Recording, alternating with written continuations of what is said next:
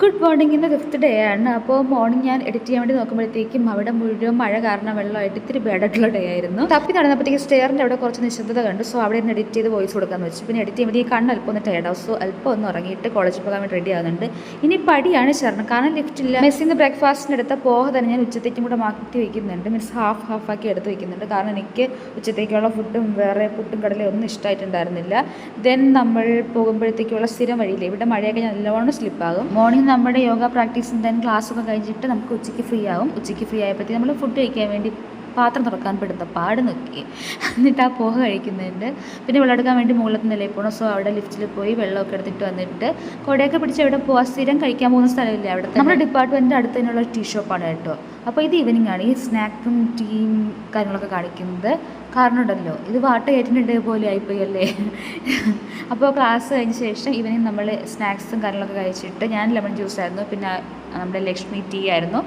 അത് കഴിഞ്ഞിട്ട് നമ്മൾ നേരെ ഹോസ്റ്റലിലായിട്ട് പോകുന്നുണ്ട്. വീണ്ടും പടി കയറി അങ്ങ് പടി കയറി പോയിട്ട് കത്തിയടിക്കുക കോളേജിലെ വിശേഷങ്ങളൊക്കെ പറഞ്ഞിട്ട് എന്നിട്ട് കഴിക്കുന്ന വേറൊന്നുമല്ല, അമല ഹണി ഇല്ലേ, ഹണി അമല, അതാണ് കഴിക്കുന്നത്.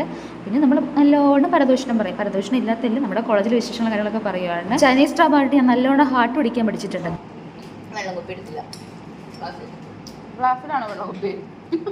പിന്നെ നമുക്ക്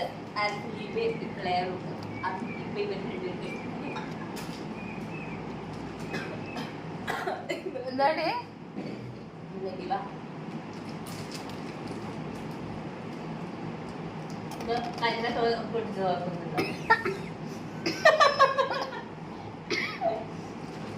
നമ്മുടെ വ്ളോഗ് ഉണ്ടില്ലേ, അതിനുശേഷം യൂട്യൂബ് തുറന്ന വെട്ടതേ ഉള്ളൂ എന്ന് പറഞ്ഞാൽ ഇതുപോലുള്ള ഗോസിപ്പിന് ശേഷം ഞാൻ കുളിക്കാൻ പോയിട്ടുണ്ടായിരുന്നു. കറണ്ട് ഇല്ലാതെ ടോർച്ച് പിടിച്ചാൽ കുളിക്കാൻ പോയത്. ദെൻ വരുമ്പോഴത്തേക്ക് ഞാൻ വിളിച്ചു വെച്ചിട്ടുണ്ടായിരുന്നു ലക്ഷ്മി. അത് കഴിഞ്ഞ ശേഷം നമ്മൾ പൂർവ്വധിക ശക്തിയോടെ വീണ്ടും നമ്മുടെ കാര്യങ്ങളൊക്കെ പറയാൻ വേണ്ടി തുടങ്ങി. വിശേഷങ്ങൾ പറഞ്ഞിരിക്കുകയാണ്. പിന്നെ ഫുഡ് കഴിക്കാൻ ടൈം ആയി. അപ്പോൾ